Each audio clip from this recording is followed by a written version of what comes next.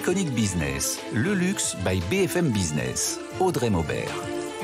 Iconic Business, c'est un univers digital et une émission exclusif, intemporelle, mythique, responsable et surtout déculpabilisée. Louvre couture, objets d'art, objets de mode. Une exposition inédite en ce moment au Louvre. Le musée des musées accueille silhouettes et accessoires.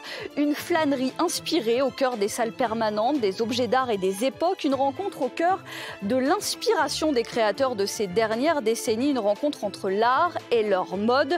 Olivier Gabet, commissaire de l'exposition, directeur du département des objets d'art et dans Iconic Business. À ses côtés, Marie Brémicombe, assistante aussi sur cette exposition. Ils vont tout nous expliquer, tout nous détailler de cette exposition absolument à découvrir. Et dans les désirables de la semaine, cette nouvelle sélection cette semaine de Juliette Weiss, Pierre Gasly, Saint-Laurent et une innovation dans l'ameublement. C'est Iconic Business. Bienvenue.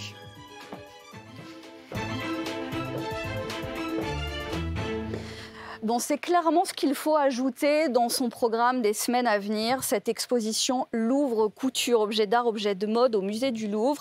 Olivier Gabet, vous en êtes le commissaire de cette exposition, également directeur du département des objets d'art. Bonjour. Bonjour.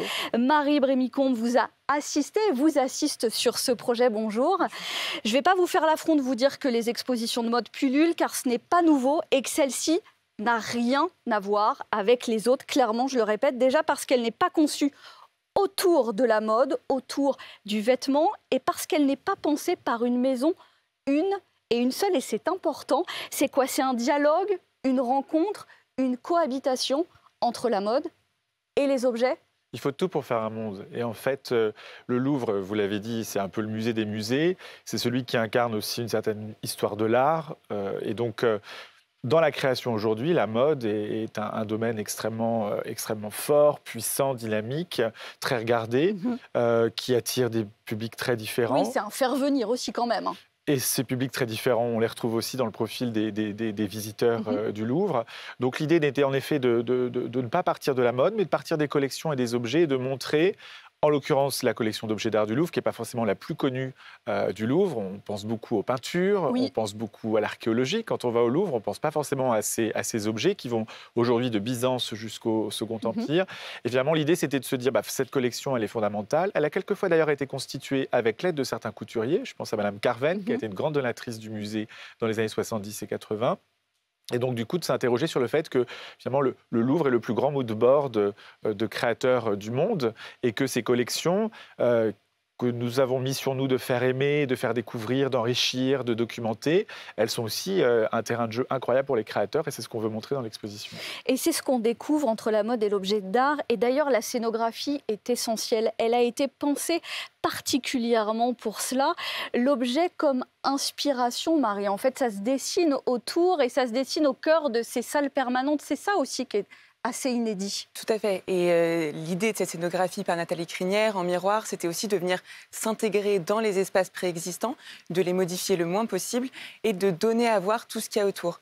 Et c'est là où on est très content, c'est que le public redécouvre ces silhouettes de mode, mais aussi tout le département des objets d'art et il vient prêter attention à des objets qui parfois ne sont pas les plus regardés dans ce très grand musée.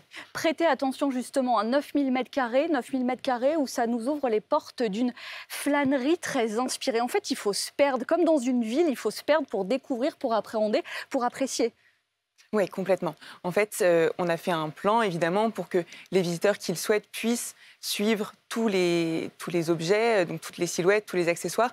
Mais en même temps, le charme de cette exposition, c'est aussi de déambuler, de se perdre, de découvrir des choses qu'on n'a pas forcément pensées, qu'on n'a pas forcément imaginées quand on est visiteur.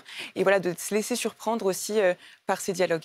C'est le sel de l'exposition aussi, Olivier Gabet, c'est que cette exposition, on parle d'exposition d'auteur, on parle de parti pris.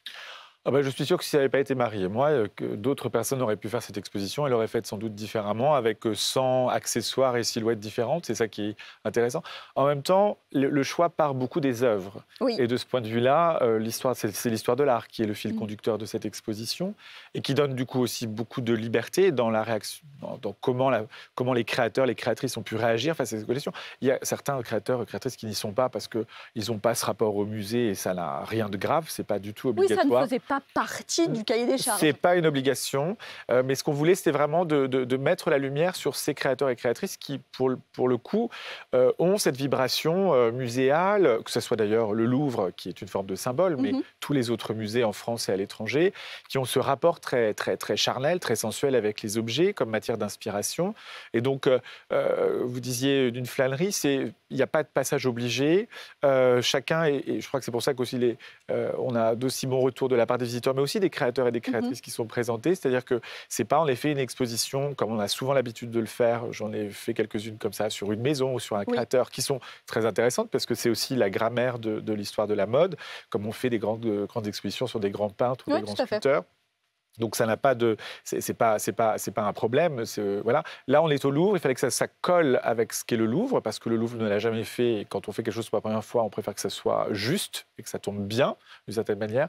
Mais c'est assez fascinant de voir la réaction de tous ces créateurs et créatrices qui sont finalement assez stupéfait, charmé de voir ça. Et je mets de côté tout opportunisme d'ordre commercial qui pourrait être une lecture un peu caricaturale de la chose, mais plutôt de se dire, bah oui, en fait, nous sommes des visiteurs de musées, nous avons du respect pour les œuvres d'art. Certains sont des collectionneurs, même s'ils sont jeunes, ils s'intéressent à l'art. Donc voilà, c'était ça qu'on voulait mettre aussi en avant, parce qu'il y a un caractère très joyeux aussi dans cette exposition, c'est apprendre sans s'apesantir et faire découvrir avec un peu d'éclat et un peu de surprise. Et aussi l'émotion suscitée, parce que ça parle en termes de discours aux maisons de luxe, l'émotion que ça peut susciter de découvrir cette scénographie et ce lien entre l'art et la création. Il y a l'émotion et puis il y a cette forme de liberté. Aujourd'hui, on le sait, les créateurs de mode ont souvent très lourd sur leurs épaules. C'est pas à vous que je vais dire ça. En termes économiques, industriels, de communication, c'est important de tout d'un coup... C'est mieux de ne pas se rater dans tous les cas. Et donc c'est mieux pour nous, donc on ne va pas se rater non plus. Donc c'est mieux pour nous, c'est intéressant aussi pour nous de les resituer aussi dans cet espace de création, de créativité, d'inspiration. De légitimité aussi culturelle. Voilà, parce que ça c'est important.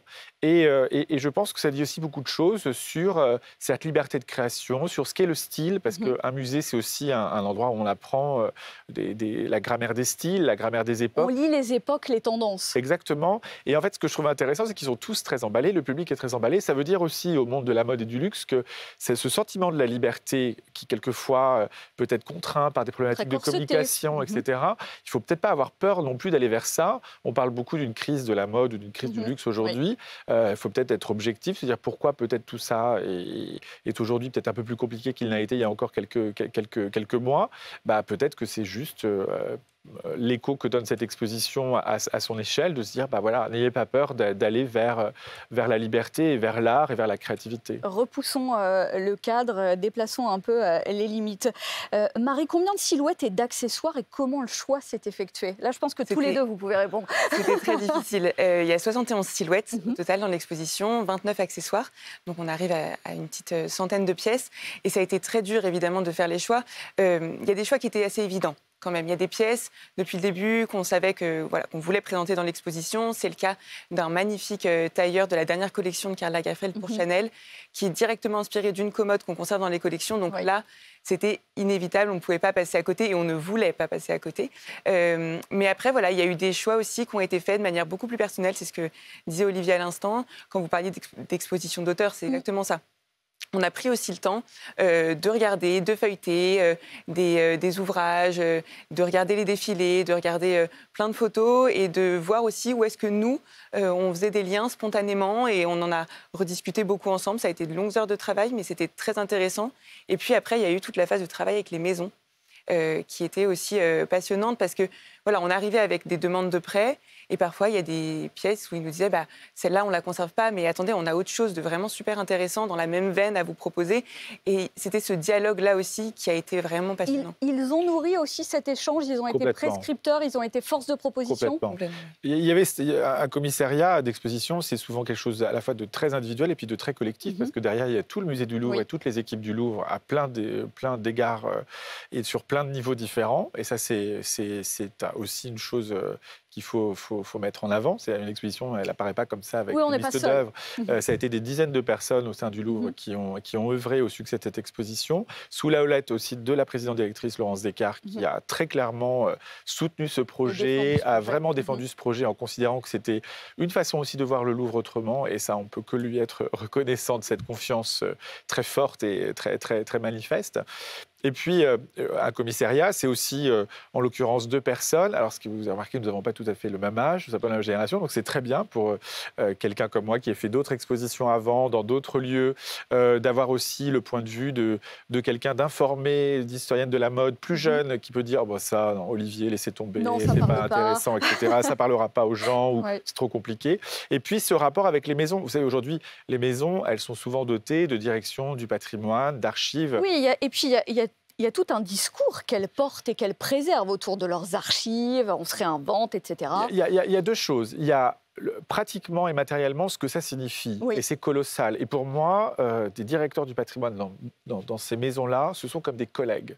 Souvent, ils ont fait des études d'histoire de l'art, ils ont fait quelquefois, ils sont conservateurs du patrimoine, on a fait les mêmes formations. Ils ont la même approche. Donc, il y a beaucoup de respect. Après, il y a ce rapport qui fait que souvent, ces collections sont aussi au service de la maison, d'un point de vue créatif, parce que ces archives inspirent encore aujourd'hui les créateurs, pour certains d'entre eux. Et puis, elles alimentent l'histoire, et on sait combien l'histoire est importante pour l'émergence aussi d'une identité, d'éléments de communication.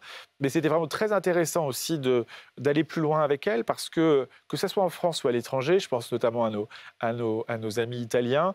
En Italie, on fait de l'histoire de l'art à l'école. Donc, quand on a reçu un coup de téléphone du musée du Louvre qui vous dit, voilà, on veut faire une exposition et on a pensé à telle silhouette parce que ça nous fait penser à Byzance, ou telle silhouette parce que ça nous fait penser à Venise, et qu'on a envie de faire des rapprochements avec nos collections, il y a une sorte d'enthousiasme incroyable. Et tout le jeu d'une exposition, c'est après, de petit à petit, rétrécir, hélas, la liste d'œuvres et le sujet pour être pertinent et pour être au plus près. Et ça, ces choix, ils se font par nous, commissaires d'exposition, mais aussi, évidemment, dans la discussion avec les maisons. Des près de 45 maisons, pas de maison de luxe mécène, il faut le souligner, on parlait de liberté, ça va avec l'indépendance pour raconter le propos. 1960 à 2025 pour avoir la représentation. Que voit-on sur place? Vous parliez tout à l'heure des moodboards, des créateurs, des designers, des directeurs artistiques, on les appelle comme on veut à l'heure actuelle. Mais en fait, c'est ça qu'on voit. On voit l'inspiration et on voit le cheminement. Le visiteur peut palper. Je pense qu'on aura peut-être des points de vue différents. Moi, je vais vous dire, comme je dirige ce département, ce qui m'a toujours fasciné, c'est que c'est un département où, par rapport à d'autres collections du Louvre, on est dans la superposition. Quand on va aux peintures, on voit un tableau. Quand on va aux objets d'art, il y a souvent une tapisserie ou un décor, une boiserie, un meuble, un objet posé sur le meuble. Voilà. Et la mode, voilà. C'est comme absolument, c'est scénographique. Et donc, d'une certaine manière, on ajoute une couche supérieure, supplémentaire de sens avec la présence de la mode. Et donc, quelquefois, ce dialogue, il est très précis. Quelquefois, ce dialogue, il est beaucoup plus poétique, mais je pense que les deux ont tout à fait vocation à être ensemble. Vous voyez cette différence? Oui, complètement. Et là où je suis très contente, c'est qu'en fait, je trouve qu'on a réussi le pari dans le fait que les gens regardent peu les cartels et plutôt apprécient les œuvres et s'immergent vraiment dans la scénographie, dans les espaces. Et les dialogues leur paraissent assez limpides globalement. Donc ça, c'est vraiment, c'était l'objectif de l'exposition, donc on en est très heureux. Et c'est ce que vous disiez tout à l'heure par rapport à la sensibilité. C'est là aussi que donc ça fait appel à la sensibilité des gens et que les gens vraiment s'immergent dans l'exposition et n'ont pas forcément besoin de se raccrocher à des textes et à ce que nous, le commissariat, on leur raconte pour comprendre ce qu'on veut dire. Raconter l'art dans un musée de surcroît, c'est faire œuvre de pédagogie aussi pour l'ensemble des publics. Tous les musées aujourd'hui sont confrontés à la problématique d'accueillir pas forcément plus de public, mais de mieux accueillir les publics et de leur donner aussi des sens à partager. Et il n'y a pas une lecture possible, et notamment dans le domaine des objets, il y a souvent une lecture qui est très polyphonique, donc ça c'est intéressant. Et la mode, qui est aujourd'hui un sujet extrêmement universel, qui intéresse un public peut-être plus divers que le public que nous recevons, ou au contraire un public qui est tout à fait à l'image du public très divers, à la fois national et international que nous recevons, peut apporter quelque chose. Et comme conservateur de musée, je n'ai pas du tout de mal à considérer que peut-être que ce que je peux dire moi sur une œuvre, j'espère intéresser les gens, mais peut-être peut pas forcément les enthousiasmer, mais que le truchement de se dire Alexander McQueen, John Galliano, Jonathan Anderson, Marine Serre, Louis Trotter, Maria Grazia Curie ont regardé tel objet ou tel genre d'objet ou s'intéressent à telle période et créent telles œuvres de mode qui vous passionnent. Je pense que c'est un truchement ou un prisme qui mérite d'être exploré et c'est le sens de l'exposition. Oui, parlons un peu d'eux à présent. Bon, certains billets sont moins connus et le rapport à l'art moins connu qu'un Yves Saint Laurent. On connaissait son amour de l'art, on sait ce qu'il a porté et ce qu'il a apporté. On découvre l'art byzantin via Versace, le gothique via Iris Van Herpen, le 18e, Lagerfeld et Dior, des bronzes et de la porcelaine pour Elsa Schiaparelli. Là aussi, il y a une œuvre de choix. Est-ce que c'est l'idée aussi d'aller chercher l'objet qui représente et l'œuvre qui représente le plus un créateur? Est-ce qu'il y a eu ce cheminement aussi? Oui, parce qu'il y a quand même beaucoup de créateurs qui sont très liés à une branche de l'art. Ça va être un type de médium, une technique aussi. Et en fait, c'est ça qui est aussi intéressant, c'est d'aller au-delà de juste l'aspect des silhouettes et de s'intéresser à la matérialité des choses et au processus de création. Et donc oui, évidemment, l'idée, ça a été de faire des rapprochements qui soient les plus emblématiques possibles aussi. Et en même temps, vous le disiez tout à l'heure, on a 45 maisons qui nous prêtent des silhouettes. Et 45 prêteurs, c'est quand même assez conséquent. Oui. Et dans ce lot, il y a aussi des gens qui sont moins connus, évidemment, dont le rapport à l'art est moins connu, mais aussi des maisons qui sont elles-mêmes moins connues. Et donc ça, c'était important pour nous de pouvoir les mettre en avant et leur donner une place dans cet écosystème dans lequel ils ont complètement leur place, mais qui sont, voilà, qu'on les voit moins souvent en musée d'habitude. C'est des personnalités qui sont plus rares. Il y a un écho aussi où ça se retrouve un peu plus à l'heure actuelle, c'est très dans l'air du temps, c'est voir l'excellence, la mise en avant des savoir-faire. Et c'est en ça aussi que cette exposition œuvre. Oui, parce qu'il y a aussi ce rapprochement entre les silhouettes et les objets d'art par les savoir-faire, comme vous le disiez. C'est très important parce que c'est quelque chose sur lequel les maisons mettent beaucoup l'accent aujourd'hui, et à très juste titre, puisqu'en fait, ça fait partie de leur connaissance, aussi de savoir qu'elles transmettent et qui perdure grâce à elles. Donc évidemment, on pense au métier d'art de la maison Chanel, mais c'est le cas pour d'autres maisons. Et puis voilà, ces savoir-faire, on les retrouve même aussi parfois dans des choses qui sont beaucoup moins attendues. Vous avez parlé d'Iris Van Herpen, c'est le cas pour ses créations en 3D. On a évoqué aussi Jonathan Anderson, c'est le cas pour ses vestes, notamment ses vestes en métal. Donc en fait, ces métiers d'art sont partout et de manière complètement aussi déroutante parfois et inattendue. Bon, il y a des évidences aussi avec... Il y a quand même une petite obsession pour Marie-Antoinette. Hein. Alors on va dire que...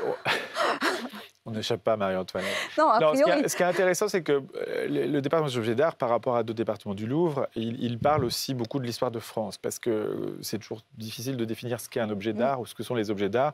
Moi, j'ai tendance à dire, très simplement, c'est des arts décoratifs avec très souvent une portée religieuse, politique, symbolique très forte. On a quand même dans ces salles les régalias portés par les rois de France lors des couronnements, le trésor de Saint-Denis, le trésor des éléments du trésor de la Sainte-Chapelle, les collections de Louis XIV, les collections de Marie-Antoinette. C'est pas des objets indifférents. Ce sont des très beaux objets et il y a une charge politique, une valeur, historique, une portée. Et émotionnel, du coup, très symbolique. Là, on voit l'aigle de Sugé, c'est comme un objet qui est parmi les plus mythiques de toute l'histoire du monde, quasiment. Et donc, de ce point de vue-là, ce qui était amusant, c'était de voir que quand on se détache un petit peu de l'objet en tant que tel, les objets font époque, les objets font culture à un moment donné, et c'est amusant de voir que... il y a quand même chez beaucoup de créateurs un petit tropisme Louis XIV et un gros tropisme Marie-Antoinette, qui par ailleurs... Et notamment Christian Louboutin. Oui, c'est montré dans le catalogue. Mais des gens très différents. Ça peut être Olivier Roustin pour Balmain, qui est encore d'une autre génération et qui va faire cette robe. Quand il présente sa collection, il dit c'est Marie-Antoinette qui a rencontré Kurt Cobain. Ça peut être Christian Louboutin avec certains souliers, parce qu'il y a cette sorte aussi d'excentricité, de féminité exacerbée que représente Marie-Antoinette. Ça peut être John Galliano pour Dior. On sent là qu'il y a quelque chose qui est extrêmement fort. Mais ce serait presque un prisme pour lire l'histoire de la mode. Il y a comme ça des personnages, je pense à Marie-Antoinette, un peu Joséphine aussi, un peu moins, mais un peu. Marie Stuart, alors qui n'est pas forcément une icône de la mode à la Renaissance, mais dont le destin tragique a pu inspirer aussi bien Karl Lagerfeld que Marie Curie, en passant par Alexander McQueen. Donc c'est quand même intéressant de voir qu'il y a quand même des images. Mais après tout, c'est aussi, j'imagine, les biographies historiques qui se vendent le mieux dans les librairies aujourd'hui. Voilà. Complètement. Et le Second Empire comme une représentation des lieux, cette fois, qui donne une pièce de mode, en fait. Il y a ça aussi dans cette exposition. On a la chance, vous l'avez dit, c'est 9 mètres carrés, donc c'est très vaste. Alors, il n'y en a pas partout parce qu'on voulait que ça soit choisi, mais il y a des moments un peu particuliers, et notamment ces appartements qu'on appelle Napoléon III, qui sont les anciens appartements du ministère d'État. Pour les auditeurs, ces spectateurs de BFM Business, c'était le ministère des Finances jusqu'en 1988. Voilà, on est raccord. Ça dit beaucoup de choses à beaucoup de vos fidèles qui sont dans le monde des affaires, au monde de l'industrie, et qui ont été reversés au musée du Louvre, au moment du Grand Louvre, sur la volonté du président Mitterrand. Et donc, c'est des décors qui n'ont quasiment pas été touchés, qui datent de 1858. Une date importante, c'est la naissance de la haute couture à Paris. Donc tout ça n'est pas totalement indifférent. Et là, évidemment, le Second Empire, comme c'est un moment où on s'inspire de toutes les autres périodes artistiques, c'était un peu acrobatique de penser qu'on allait trouver des inspirations des uns et des autres. Par contre, ce qu'on pouvait trouver, c'était des récurrences de formes. Et puis cet aspect d'excentricité aussi et de superlatif qui est propre à la période du Second Empire. Donc on a des choses extraordinaires. John Galliano qui dialogue avec le portrait d'apparat de l'impératrice Eugénie. On a quasiment l'impression que la robe est descendue du tableau. On a Iris van Herpen, on a Chanel, on a Yohji Yamamoto qui par exemple, ou Demna pour Balenciaga, qui voilà deux créateurs qu'on pourrait penser très disruptifs et très éloignés de codes historiques. Et tout d'un coup, c'est très frappant chez Demna, mais c'est très frappant aussi chez Yohji Yamamoto. On a une certaine idée des créateurs japonais. Quand on regarde très clairement ces collections, il y a une inspiration très 18e, robe à panier, avec une sorte de féminité comme ça, très particulière, et qu'on voulait montrer aussi dans ce décor extraordinaire. Se joue aussi une influence mondiale pour le Louvre. On parle de soft power, on en parlait avec Sophie Abria de cet ouvrage formidable, Danser sur le volcan, parce qu'on parle pour le luxe du soft power et de la mode. Est-ce que cette exposition est destinée aussi, je ne sais pas, à s'installer à Abu Dhabi, à concurrencer le Met, à replacer au centre le musée des musées, en fait, Olivier Gabet? Alors ça, je ne parlerai pas au nom de notre présidente directrice, Laurence Descartes, mais je crois qu'elle a été assez claire ces dernières semaines, en tout cas publiquement, pour dire combien elle était décidée à ouvrir encore plus les portes du Louvre, à asseoir cette dimension internationale qui, on va dire, est quasiment intrinsèque, consubstantielle au musée depuis 1793. Donc ça, c'est assez évident. Si nos amis à Abu Dhabi ont envie de faire Louvre Abu Dhabi Couture, bien évidemment, on aura plaisir à les accompagner en complicité totale avec eux, à imaginer une autre proposition, parce qu'à mon avis, c'est pas une proposition type. L'approche sera différente, sans doute. L'approche pourra être différente. J'ai déjà montré d'ailleurs de la mode à Abu Dhabi en 2019, une exposition qui était consacrée à l'histoire du luxe, et ça avait extrêmement bien fonctionné. C'est aussi, en effet, une manière de rappeler que le Louvre est au cœur de la cité, au cœur d'une certaine idée de la France, et que la mode est une autre composante importante de tout ça, et que la rencontre, en effet, de ces deux éléments qui s'étaient pour l'instant jamais vraiment croisés est assez remarquable et, j'allais dire, explosif au sens positif du terme, un peu le côté feu d'artifice. C'est vrai que depuis l'ouverture de cette exposition, les médias français et européens ont été merveilleux dans leur attention et ont beaucoup regardé et l'ont approché de manière non caricaturale et de façon très profonde. On sent qu'il y a un intérêt aussi au-delà de l'aspect que certains auraient pu vouloir cantonner à du superficiel, à des choses peut-être plus profondes. Et nos collègues internationaux sont extrêmement intrigués. Et la presse anglo-saxonne a beaucoup regardé l'exposition. Et de façon, je dois dire, très positive et enthousiaste. Il n'y a pas de petites critiques ou de choses un peu acides ou amères. Sur l'excellence à la française, on ne sera pas jugé. Je pense pas. Et, on peut toujours être jugé. C'est la liberté qu'on se donne aux uns et aux autres. Enfin, je pense qu'on est assez droit dans ce qu'on présente. Et il y a souvent cette comparaison avec le Met et les expositions du Met. Le Met a un département de la mode, le Costume Institute, qui est un département très puissant. Le Louvre n'a pas de collection de mode et n'est pas appelé à en avoir. On est dans un domaine vraiment de l'événementiel et de l'exposition temporaire. Le Met a une protectrice formidable qui est Anna Wintour, qui déploie beaucoup d'énergie pour chaque année avec le Met Gala, je vous rappelle, lever les fonds pour que ce Costume Institute vive pendant toute l'année. C'est-à-dire fasse l'exposition, fasse des acquisitions, paye ses salaires, etc. Parce qu'on est dans un système qui est très différent du système français. Voilà, donc on peut faire aussi, je ne suis pas sûr que ce soit le Met au Louvre, mais que le Louvre ait légitimité à faire quelque chose autour de la mode, ça me paraît normal. Ça fait sens. C'est jusqu'au 21 juillet au Louvre. Merci à vous deux, Olivier Gabet, Marie Brémy-Comte, d'avoir été avec nous dans Iconic Business. Le catalogue de Louvre Couture aux éditions La Martinière, c'est à découvrir, à garder, à stocker, à archiver. Dans tous les cas, c'est collector. Je vous propose de rester avec moi et tout de suite les désirables de la semaine, tout ce qui nous a fait envie, séduit et intrigué ces derniers jours avec Juliette Weiss. Bon, on va voir l'influence et la capacité pour les maisons de luxe à s'inviter un peu partout, évidemment. Il manquait le sport, on l'a vu, ça y est, la F1. Nouvel Eldorado pour le luxe, Juliette. Tout à fait. Givenchy Parfum marque un grand coup en annonçant Pierre Gasly comme ambassadeur global de sa ligne de parfums pour hommes Gentleman.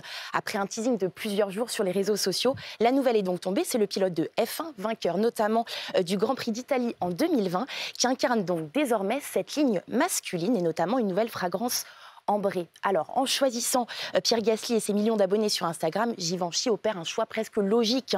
On connaît l'offensive sur le sport de LVMH, notamment sur la F1. Donc, c'est vraiment un terrain d'expression idéal pour la marque, pour conquérir une nouvelle génération de consommateurs. Et Givenchy qui fait partie des maisons LVMH.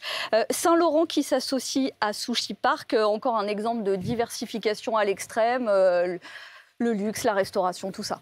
Après une collaboration réussie en 2022 lors de la Fashion Week, Saint-Laurent poursuit son incursion dans le domaine culinaire avec l'ouverture d'un établissement en partenariat avec le chef Peter Park. Peter Park est à la tête du célèbre restaurant Sushi Park de Los Angeles. Ce nouveau restaurant, il est situé au sous-sol de la boutique Saint-Laurent de la rue Saint-Honoré. Et alors, il promet une expérience omakase haut de gamme. Oubliez les créations Instagrammables, les California Rolls. On est vraiment sur quelque chose de très puriste. Une cuisine japonaise raffinée, saisonnière, respectueuse des saisons. Et un conseil, les réservations sont très conseillées. Oui, parce que si ça fait venir Beyoncé, il faut quand même réserver. C'est un restaurant de stars, exactement. Beyoncé, Justin Bieber, ils sont tous fans. Exactement. On termine avec cette innovation pour Line Rosé qui innove et protège son Togo parce que c'est clairement son objet, son meuble iconique. Tout à fait. Maintenant, désormais, chaque Togo sera équipé d'un passeport digital. La marque française d'ameublement a mis en place un certificat d'authentification sous forme de QR code qui permet de garantir l'authenticité du canapé, mais aussi de lutter contre les contrefaçons, évidemment, de transférer aussi l'historique lors de revente ou de don de son canapé. Et c'est un système qui va évoluer dans le temps. Pour le moment, il est uniquement sur les Togos, mais il sera amené à évoluer. Et c'est la première fois, c'est le premier certificat au monde dans le domaine de l'ameublement. Il y a sans doute des dupes de Togo, a priori. Bien aussi. sûr, il y a des dupes de Merci Juliette Weiss pour cette sélection cette semaine. On vous retrouve très vite. Bon, Louvre Couture, vraiment, jusqu'au 21 juillet. Et c'est à ne pas oublier Iconic Business, le luxe par BFM Business. Là, c'est toutes les semaines et dès à présent sur le site, l'app et les réseaux sociaux. Iconic Business, le luxe by BFM Business.